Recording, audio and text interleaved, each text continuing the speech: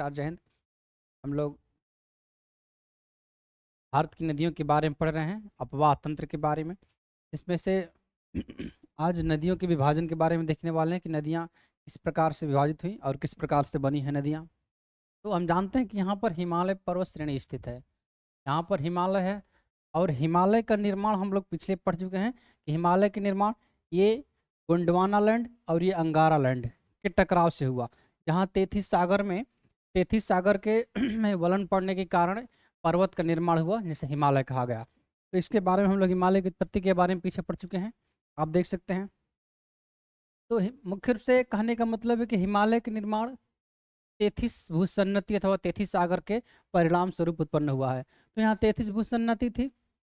इसका मतलब कि ये खंड दो भागों में, एक अंगारा लैंड, ये गोंडवाना लैंड, इधर इधर अंगारा लैंड। गोंडवाना लैंड अलग अलग पार्ट है जो अफ्रीका महाद्वीप से कटकर अलग हुआ है। अफ्रीका महाद्वीप से कटकर पूर्वोत्तर की ओर प्रवाहित होता हुआ इधर से और जाकर इसमें अंगारा लैंड से टकरा गया।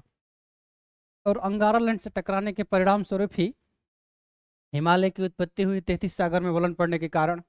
तो इसका मतलब यह है कि ये जब पूर्वोत्तर की ओर प्रवाहित हो रहा था ये गोंडवाना लैंड, तो यहाँ जब टकराया होगा तो न्यूटन का फर्स्ट लॉ भी लगा होगा, यानी कि वस्तु जिस अवस्था में रहती है उसी अवस्था में रहना चाहती है। यानी कि गतिमान थे तो गतिमान अवस्था में रहना चाहती होगी। तो ये जब यहाँ टकराएगी तो इधर की अवस्था, इधर की गति रुक जाएगी और इधर गति होगी। यानी कि जब कोई वस्तु इधर से आएगी टकराएगी तो इधर से ऊपर उठ जाएगी, इस साइड से ऊपर उठ जाएगी। इसलिए पश्चिमी घाट पर्वत इसी के ऊपर उठने के कारण इधर पश्चिमी घाट पर्वत भी ऊंचाई, ज़्यादा ऊंचाई पर है, जबकि पूर्वी घाट पर्वत बहुत कम ऊंचाई पर है। यानी कि अगर ये प्लेट है ऐसे, तो ऐसे प्लेट नहीं है, ये प्लेट ऐसे है बिल्कुल, ये तिरछा। ये पश्चिमी घाट है, पूर्वी घाट। मैंने इस प्रकार से आपको बताया था पश्चिमी घाट और पूर्वी घाट के बारे में। भौतिक प्रदेश में हम लोग पढ़ चुके हैं इस बात को। तो जब यहाँ से उत्पन्न हुई तो मुख्य रूप से हम लोग नदियों को दो भागों में बांट सकते हैं।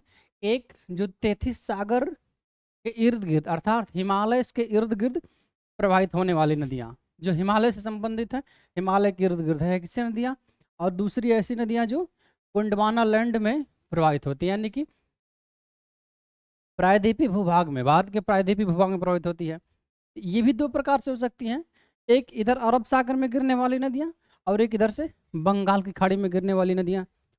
और इधर इधर जो नदी है जो हिमालय से संबंधित है, इन्हें तीन भागों में बांट सकते हैं। और वो कैसे तीन भागों में बांट सकते हैं, नेक्स्ट देखते हैं। ये है इंडो ब्रह्म नदी। इंडो ब्रह्म नदी, जिसे शिवालिक नदी भी कहते हैं। इंडो ब्रह्म नदी का मतलब है कि इंडस से इंडो बना है, इंडस शब्द से इंडो, और इंडस का मतलब होता है सिंधु नदी। और ब्रह्मपुत्रा नदी। तो ब्रह्मपुत्रा नदी से सिंधु नदी तक ऐसी नदी है जो ब्रह्मपुत्रा नदी से सिंधु नदी तक प्रवाहित होती थी, इसे ही इंडो ब्रह्म नदी कहते हैं। हिमालय की मुख्य रूप से तीन श्रेणियां हैं ट्रांस हिमालय के बाद, महान हिमालय, मध्य हिमालय और शिवालिक हिमालय। तो सबसे दक्षिण की ओर यानी कि सबसे छोटी श्रेणी है शिवालिक हिमालय। तो शिवालिक हिमालय जो है, शिवालिक हिमालय के साथ साथ ही ये नदी बहती थी, इंडो ब्रह्म नदी, इसलिए इस नदी को एक और नाम देते हैं शिवालिक नदी। तो इंडो ब्रह्म नदी अथवा शिवालिक नदी क्या है, ये नदी है ब्रह्मपुत्रा नदी। ये नदी है ब्रह्मपुत्रा नदी और ये इधर सिंधु नदी है। तो ब्रह्मपुत्रा नदी यहाँ से आकर इधर नहीं जाकर पहले इस प्रकार से आती थी और इस प्रकार से जाती थी ब्रह्मपुत्रा नदी। ये नदी उस समय इसे ही कहते हैं इंडो ब्रह्म नदी या शिवालिक नदी, यानी कि शिवालिक श्रेणी के साथ साथ ये बहती है, इसलिए शिवालिक नदी या इंडो ब्रह्म नदी, यानी कि ब्रह्मपुत्रा से सिंधु तक। ये नदी क्योंकि बहुत दूर से आती थी, ये नदी बहुत दूर से आती थी, इसलिए ये नदी का बहाव काफी कम था। इस नदी का बहाव कम था, यानी कि बहुत तीव्र वेग से नहीं बहती थी, धीरे वेग से बहती थी। तो उसके बाद क्या हुआ, इसका विभाजन हुआ कैसे, प्लीस्टोसीन काल में, नूतन महाकल्प में। हम पीछे महाकल्प के बारे में पढ़ चुके हैं, पुराजीवी महाकल्प, मध्यजीवी, नवजीवी, नूतन जीवी महाकल्प और नूतन जीवी में ही दो प्रकार के काल थे, प्लीस्टोसीन और होलोसीन। तो नूतन जीवी महाकल्प के प्लीस्टोसीन काल में हिमालय के पश्चिमी भाग में पोटवार पठार, जिसे दिल्ली रीज कहते हैं, इसके स्थान हुआ। यानी कि यहाँ पर यहाँ पर एक पर्वत श्रेणी हम लोग पढ़ चुके हैं, अरावली पर्वत श्रेणी। अरावली का है इधर पश्चिमी भाग, जो उत्तरी भाग जो है इधर हमको दिल्ली तक जो गई है उसे दिल्ली रीज कहते हैं। दिल्ली रीज या इसी को बोलते हैं पोटवार पठार। दिल्ली रीज अथवा पोटवार पठार अरावली का ही उत्तरी विस्तार है, इसके बारे में हम लोग पढ़ चुके हैं। तो हालांकि अरावली पहले की है, दिल्ली रीज बाद में विकास हुआ है दिल्ली रीज का, पोटवार पठार का।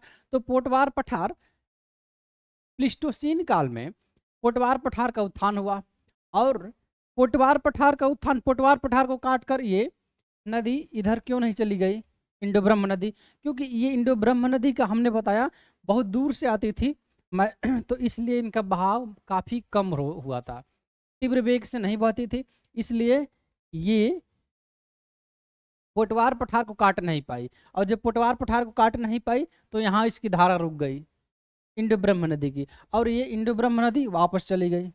यानी कि इंडो ब्रह्म नदी यहाँ से ये नदी तोड़ दी, ये इंडो ब्रह्म नदी यहाँ से तोड़ दी और यहाँ से तोड़कर बंगाल की खाड़ी में गिरने लग गई, क्योंकि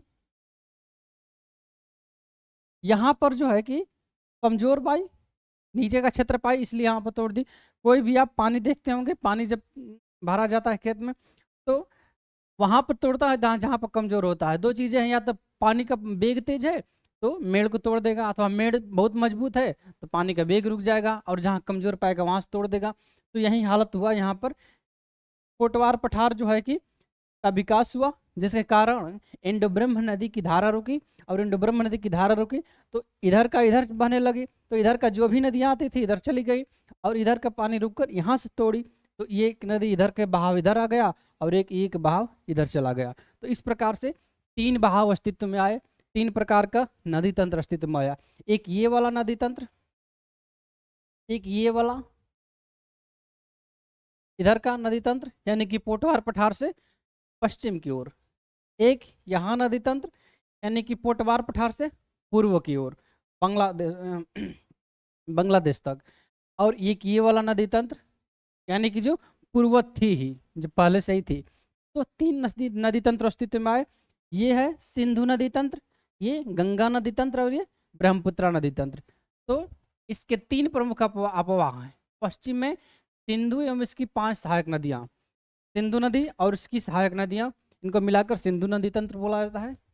मध्य में गंगा एवं इसकी हिमालयिक सहायक नदियाँ, गंगा एवं इसकी हिमालयिक सहायक नदियों को मिलाकर गंगा नदी तंत्र बोला जाता है। और पूर्व में ब्रह्मपुत्रा एवं इसकी हिमालयी सहायक नदियाँ, तो ये ब्रह्मपुत्रा नदी और इसकी सहायक नदियों को मिलाकर ब्रह्मपुत्रा नदी तंत्र बोलेंगे। तो इसके तीन, इंडो ब्रह्म नदी अथवा शिवालिक नदी के ही 3 रूप अस्तित्व में आए, एक सिंधु नदी तंत्र, एक गंगा नदी तंत्र और एक ब्रह्मपुत्रा नदी तंत्र। इसी चीज़ को आगे देखते हैं। भारतीय नदियाँ 2 प्रकार से विभाजन करेंगे, एक हिमालयी नदियाँ जो हिमालय के इर्द गिर्द बहती हैं, जिनका विकास मुख्य रूप से तेथिस सागर और हिमालय के परिणाम स्वरूप हुआ है, और एक प्रायद्वीपीय नदियाँ जो गोंडवाना लैंड में इनका विकास हुआ है, वो नदियाँ।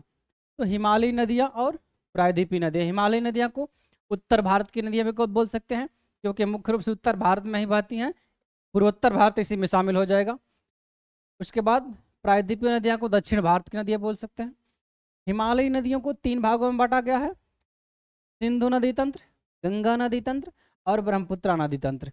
ये इंडो ब्रह्म नदी अथवा शिवालिक नदी के कारण ये 3 नदियाँ अस्तित्व में आई है, 3 नदी तंत्र, सिंधु नदी तंत्र, गंगा नदी तंत्र, ब्रह्मपुत्रा नदी तंत्र।